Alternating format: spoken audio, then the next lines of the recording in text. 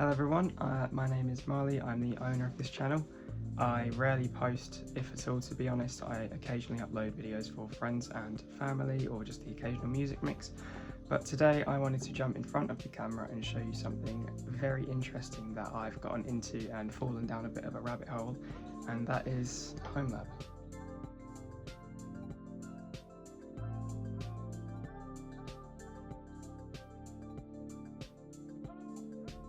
So you might be asking, what is Homelab? And to sum it up, it's basically using your own hardware and basically free software to create your own home network and replace all of the services that you're probably paying quite an expensive yearly subscription for, such as Google Drive, Dropbox, iCloud, Netflix, and so on. Here I've got all used hardware, or very cheap hardware that's often thrown away by businesses as it's deemed obsolete. But the beauty of Homelab is that you can literally run it on anything from a high-end computer running in a rack or a Raspberry Pi, and that is what I have right here. First up, we have my server, which is actually a Lenovo M93P tiny desktop computer from I think late 2014, early 2015. These things are commonly found in businesses and schools and really are pretty good machines for what you can get them for. Mine's equipped with an i5, 8GB of RAM, some onboard graphics, but don't expect anything amazing, and gigabit Ethernet. It came with a 128GB SSD as the boot drive, but as I'm using it primarily for storage, I have upgraded that significantly with 2 external drives. So this currently has around about 1.7 terabytes of space, of which I've used maybe 500 gigs, so I've got lots of room for the future. The next addition to my Homelab, and actually the most recent, is a NAS. Now, you might say, well, what's the point in building or buying another NAS when you've already got one here? Well, it's just for redundancy, so if anything happens to the main server, I've always got an up-to-date backup on the NAS. It was a very inexpensive NAS. It's actually a 6-year-old Synology DS218J Play, I believe, aimed at very entry-level media streaming and storage, but it does the job. It's a 2-bay NAS, has capabilities for RAID and Synology's hybrid RAID, so I know my data is in good hands. This NAS was very inexpensive. I bought it secondhand off a refurb company in London. I think I got it for like £62. And I managed to find an incredible deal on 2 2TB Seagate Iron Wolf NAS drives. Sadly, the lady I bought it off, her husband passed away, and I managed to get a really good deal on these drives. I think if I paid brand new drive prices, I probably would have paid about £160, but I got 2 of them for £50, which I'm very happy about. Another thing I should mention is that if you are thinking about getting into Homelab, the most important thing isn't your hardware, isn't your software, it is your data. So I cannot stress this enough. Before you even think about plugging in a drive or uploading your data or installing Docker or mounting an external file share or even turning on SMB, make sure you have a backup in a secure location, in a secure format that is disconnected, so that if anything goes wrong, your data is secure. I have an external Seagate OneTouch hard drive which I can quickly connect to the NAS or my Mac and make a backup. I have an internal PC drive, 1.5 terabytes I believe, that I also keep very safe. And if that wasn't enough, I have a 320 gig hard drive with my most critical important files that I cannot part with, backed up and stored off-site, so no matter what happens, that's secure. If you are serious about this and don't want the risks associated with keeping physical drives, such as they can get damaged, data can get lost on them from having the drive sitting in cold storage, or you just don't want the faff with having to plug them in every 6 months to make a backup, you can do what I also do as a backup measure, and I pay a yearly subscription for about 300 gigs to Synology C2 cloud storage. It makes a backup every couple weeks and takes like 10 minutes. And I know that no matter what happens to any of my physical media, my data is safe and secure, and I can retrieve it for free. The third piece of tech in my home network / Homelab setup is a Raspberry Pi 2 Model B. I think they're from about 2015, and it's quite an outdated piece of tech belonging to the Raspberry Pi family, but it does perfectly for what I needed to do. I use it for a music streaming using a service called Volomio. So what I'll do is, if I really like an album enough, I'll buy it on CD, I'll rip it using Windows Media Player or whatever tool I have available, and save it as a FLAC file because I want every little piece of detail out of the audio possible. But I don't have an easy way of streaming that media. I can do it through something clunky like QuickTime Player, but Spotify doesn't really work with it. So I thought, well, why not have it available on the network, so whenever I want to stream it from, say, my phone or my laptop, I can do. It interfaces directly with my hi-fi amplifier through USB, and anywhere in the house I can open the app or on my laptop and I can have music playing throughout the whole house. Other devices I could mention that aren't necessarily on the topic of Homelab but are in the topic of what I personally use in my setup is my 2020 M1 Mac Air. That thing is great. I was using a clunky Windows computer long before it. And I just got fed up with Microsoft shoving forced updates and installing Candy Crush Saga and Minecraft Windows 10 Edition on my computer. So I used my trust fund and bought this thing in 2021, and it has been rock solid. I absolutely love macOS. I absolutely love the look of the device. It integrates amazingly with my watch and my phone, and it's what I've been using for 3 years and I love it. The reason why I needed a Homelab and a NAS to begin with is because I cheaped out and bought the 256 gig model, which you can actually fill up relatively quickly. That is why using network storage, so whenever I'm at home I can access my documents and work, was important because I didn't want to spend loads on carrying USB sticks around. And I suppose while I'm at it, I should pay homage to my old Windows PC. I saved up for 2 years wanting to buy my first gaming PC, and I do gaming PC because the day I bought it was the day it became outdated. I didn't realise it at the time, but it's got an AMD A10 7700K APU, just awful, and it had a GTX 1050 Ti, which was probably the best part of the system. And although it was always the slowest and it couldn't keep up and it still doesn't work and it can't play modern games and it just locked up randomly, for 14-year-old me, it did what I needed to do. I played GTA, I played Counter-Strike on that thing all summer long back in like 2017. And although it's retired and I don't use it much anymore, I still boot it up occasionally if there's an old game I want to play or I need to rip a CD, which I do.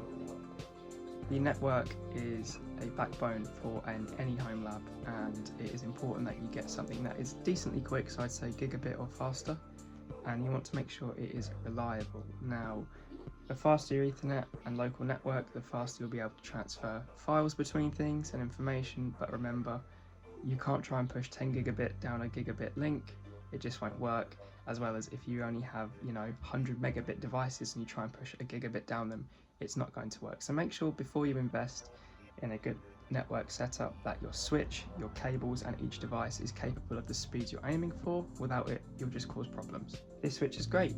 I can transfer movies and audio in like a few seconds between my Mac to my main server. It's really nice when I've got, say, 80 gig of footage from a concert or a photography shoot or a film that I wanted to make, and I just can quickly move it over the network in a few minutes. It's honestly insane how quick modern networks have become. I live in rented accommodation, and so stringing Ethernet cables was not possible for me. So my basic rundown is from my router, which is in my living room. I have Powerline Ethernet adapters, which are capable of 600 megabits per second. My internet speed's only about 30-40, so that's not a problem, but I just use it to get wide Ethernet access to the internet into my room. Here I have my reliable, cheap and trusty TP-Link gigabit Ethernet switch. I bought the 5-port version. Kinda wish I went with the 8 because I never thought I'd have 5 devices plugged into it, but Homelabs can grow in size. Get the 8. If you're serious about this and you want to rack it up, get a 24 or a 48 or higher if you need, or get 2 network switches and daisy chain them together. Do what you want. This switch is gigabit, meaning that the maximum throughput I can get to and from each device is 1000 megabits or 1024 megabits, or theoretical file transfer speeds of 125 megabytes per second, which is pretty quick for most people. If you're doing heavy video editing, or you need to move lots of files, say between 2 media PCs, you might want quicker speeds, therefore you might go 2.5 gigabit, 10 gigabit, and I'm already thinking about moving to 2.5 or 10 when it becomes more accessible, because it's not slow, but it could be faster. In terms of software on your Homelab or on your main machine, your main server, you'll need an operating system. Now, there are many different choices. You can just use a regular operating system like Linux, Windows or Mac if you really want to use like a Mac Studio or a Mac Mini for a server. Totally up to you, but each will have their benefits and drawbacks. Now, I use Open Media Vault as it is what I'm most comfortable with. It's like a fork of Linux, I forget which distro, but it's very, very good, very reliable, has lots of cool features out the box, including plugins for monitoring the system, Docker, and they've got like their own Compose plugin as well.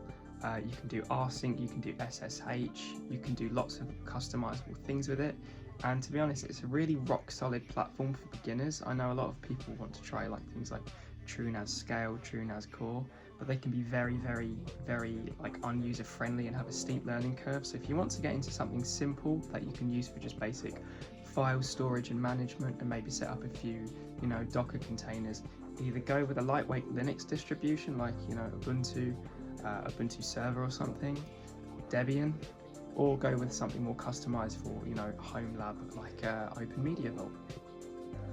My tip for installing Open Media Vault is install it on a USB flash drive. This is because OMV can be very temperamental if you install it on an internal storage device and say the drive identifier changes. Then you're not able to boot into your OS, you're not able to get data off your disks, and you're stuck. Having a removable drive means that you're not using any limited internal storage, as well as you can take the USB stick out and clone your operating system and make a backup very, very easily. It also makes your system portable should you need a backup server that you need to quickly boot into. So I would recommend OMV installed on a USB stick. Okay, and this is Open Media Vault. So here we have the System tab. It allows you to configure basic settings such as what port the web interface is on, the name of the server, date and time, email notifications, power management, monitoring, schedule tasks, updates, plugins and stuff. So this is one of the benefits about Open Media Vault. It's got an extensive list of plugins, antivirus, various just really cool stuff, backups, clam AV, CPU temps, disk cloning, disk stats, downloaders, fail to ban, just really cool stuff that makes OMV so easy to use. You can literally click on this, click install, and in about 20 seconds you've got whole new functionality added to your system. So that's why I really like OMV. Moving on, we've got the network section where you can change things like proxies, firewalls, general IP settings, static, dynamic. I always recommend people use static in case they move to a new network, and DHCP assigns their device to a new IP and you can't find it on the network, so always use static. Storage, it shows me what disks I've got. Services here, this is what you can add on using plugins. So this is the Compose plugin. This allows me to run Docker containers. Really, really cool, really useful, very modular. Flash memory, which limits the amount of time and the number of accesses to my USB drive that hosts the OS. You don't want to have a lot of read and writes to the OS drive, as that can wear it out, especially as it's a USB. KVM, which can be used to run virtual machines within OMV. I've never used it though. NFS, reset perms if you're having folder permission errors, which admittedly does happen sometimes on OMV. rsync, which I actually use and is a godsend for backing up my OMV to my external NAS, the backup NAS. SMB, which is just standard file sharing protocols.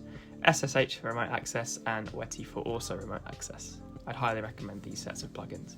Okay, so what you're seeing in front of you is a dashboard called Dashi. There are many dashboards out there for home labs and servers, but this one I found to be the best as it's got an interactive GUI that you can use to edit the dashboard. A lot of them are static, meaning that you have to type YAML manually in order to configure them, and it takes a long time. And yes, you can do cool customizable things, but for me, who just wanted a few links, a nice background, and ease of use, Dashi is great. So a dashboard is basically used to monitor system metrics such as processor, statistics, memory usage, temperatures. In the middle here, I've got links to my services, which has got links to OMV, my backup NAS, my router, and my Docker containers such as Portainer Image, Jellyfin, Volomio, Crafty, Glances, AdGuard Home, and my external backup C2 storage, and my links to Google, YouTube, Instagram, Reddit, Crunchyroll. But yeah, this is great. As I said, it's got an interactive editor. You can just choose the theme. I can just do this, and change it, or do that. So it's really, really cool. The developer of this is really, really cool. And yeah, so this is my dashboard. Another service which I absolutely love and is so easy to deploy in Docker is Image. Now, Image aims to be a free and open source Google Photos alternative. Me being an iPhone and Mac user, I don't get the benefits you guys get on Android if you know the unlimited Google Photo storage option. So I have to deal with my own storage, which is fine. And this is a powerful tool that combines AI and image processing to create a library. So this is like a timeline-based library. So here we are in, this was August 2022. So there's me here, shows me photos of Cumbria. It's just a really, really unique and, in my opinion, powerful tool. Images look incredible. It can tell you where I was in this photo. So if I click information, it tells me it was taken on the 27th of August 2022, which was a Saturday. It tells me the size. It tells me it was taken on an Apple iPhone 13 mini, and it even tells me geo information, Ambleside, England, and I can view an interactive map of where this was. Such a cool tool. I highly support their development. Donate if you can, but if not, totally fine. This is Homelab.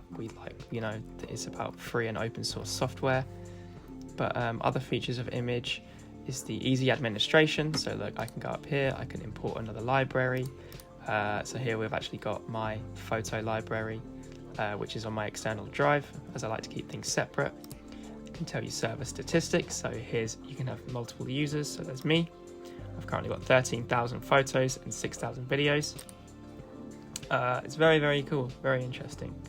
And you can do lots of jobs as well as generate thumbnails, extract metadata from the photos, library, so I can just, clean up the library, extract metadata, smart search, detect duplicates, and use face detection. So here we are in the web version of Jellyfin. It's a little bit more advanced. The application for mobile devices is a bit weaker and watered down, in my opinion. It's not very kept up to date, which I think is quite poor from them. But ultimately, the service still works. It's free, and I can't complain about that. So here we have my media, which is broken down into books, movies, playlists, shows, and YouTube. So it's got all the stuff from my external library that's imported. So here, books. Recently added a movie. See, it's got like a Netflix list type layout. So I can go along here. I could say, oh, look at this film, looks good. Let's watch Steins Gate the movie. And it will pull casting information, give it a rating, ends at this time here. So overall, it's pretty good. And for free, you can't ask more than that. So my next service I want to talk about is my Raspberry Pi 2B that is running Volomio, which is a music streaming platform. So this allows me to play all of my local media on CDs that I have ripped in FLAC, 24-bit audio I've found online, MP3s, music mixes, house, jungle, drum and bass, everything I've got, my media in regards to audio, I can play over the network to my hi-fi player using, just Ethernet. It's super great. The interface is a little bit tricky to work around, but if you navigate with me, it's pretty simple. So here we are on the landing page.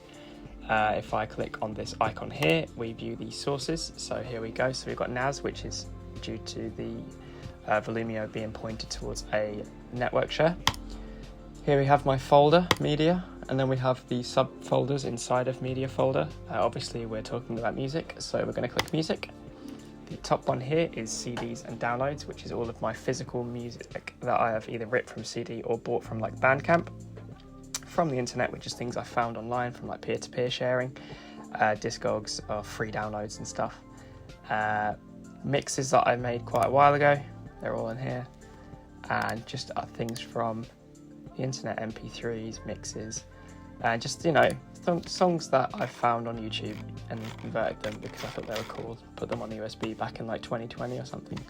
But it's super cool, and the fact that it interfaces directly with my hi-fi is another bonus, as I can literally open up the mobile app or on my laptop and select it, and it just immediately starts playing from the network, so it's great. So say if I went CDs downloads, oh, let's listen to Paul Robinson, oh look, Nurture, and then I can click it. I'll probably get an error because my amp isn't on, but say if I wanted to listen to, oh, look at the sky, and yeah, obviously it's an error because my amp's not on, but yeah, it's pretty good, pretty cool stuff. I like it. The next service is Crafty. Now, Crafty is a recent application, I believe, that is for running a Minecraft server. So my logic is, I don't play Minecraft all that often, and when I do, I want to do it when I want. And I don't really want to have to pay another company like Microsoft or Mojang $7.99 a month when it could be me and my friend playing it for the 2-week Minecraft phase and then forgetting to cancel the subscription. I'm also limited on resources, limited where I can make my saves. I can't modify the game, I can't use other launchers, and it's pretty limiting. Nothing against Realms, it's just if I can do it myself with my own hardware and get a better experience, I will. That is, in my opinion, the very essence of Homelab. So here is Crafty. So I've got my servers here, so I've got my latest server. I can click on it, I can view information about it, and I can simply boot the server. You know, here we go, here's all the logs. I can make backups of the world. I can view the files involved in the world and plugins. I can look at the players. I can ban players, I can view their IPs. And it's really good. And yes, it has some problems sometimes, it lags, the API goes down, but all in all, for free server hosting, and you can have as many servers as you want. Could not recommend it more. So this is Crafty Controller. Now, the other services I'm running are purely for monitoring and are required to actually enable me to get the metrics used to collect information such as memory usage, CPU temperatures, and processor usage, and it's glances. So here we go, if I click on the glances link, it's basically like HTOP. If you're familiar with Unix-based systems, it shows me the kernel, it shows me CPU usage, metrics about my system, the containers that are using usage. It's just a good idea to have if you're interested in monitoring your system. Say if you're noticing some performance issues when you run a certain application, you can say, oh, how much CPU is it using? Or, you know, how much memory is it using, and can I kill the process and stuff? So it's a good idea, and as I said, it's essential for some other plugins if you're into system monitoring. So overall, highly recommend, and it's so lightweight that why not have it on your server at this point? Now, the final kind of Docker container I'm running on my server is AdGuard Home. Now, if you're getting into Homelab, you'll hear a lot of terms called DNS sinkholes, and there's Pi-hole, and there's lots of different things, but this is essentially something that blocks adverts, something that blocks unwanted content from entering your network. So I think the basic premise of it is, on your device, you set your server's IP as the DNS server, so that all traffic passes through your server. AdGuard then detects this and blocks all unwanted sites that you visit from sending content to your devices. So for example, look down here, you can see that the queried domains are Spotify, Google Ad APIs, DNS, and it can tell you DNS queries are made by your devices. So this is since I've booted the server, so about 4 hours ago, I've had 20,000, nearly 21,000 DNS queries, nearly 1,800 of which have been blocked. Thankfully, 0 have been blocked for malware and phishing attempts, and has blocked, adult websites, but I don't look at them, of course. And you can set custom filters, you can set clients. It's just really good knowing that all of these things have been blocked to stop unwanted traffic going through my network. So overall, really, really good for network management. Would highly recommend. And there we go, just wanted to say thank you for watching. I did my best with this video. I've never made anything like this. I've actually been editing it for about 6 hours now and filming. The sun's gone down, my lamp is on, and I'm ready for bed. But yeah, I hope you enjoyed this video. I hope you venture into Homelab. Remember to be safe, remember to have backups, keep your network secure, and most of all, use it as a way to learn and have fun. So thank you for watching.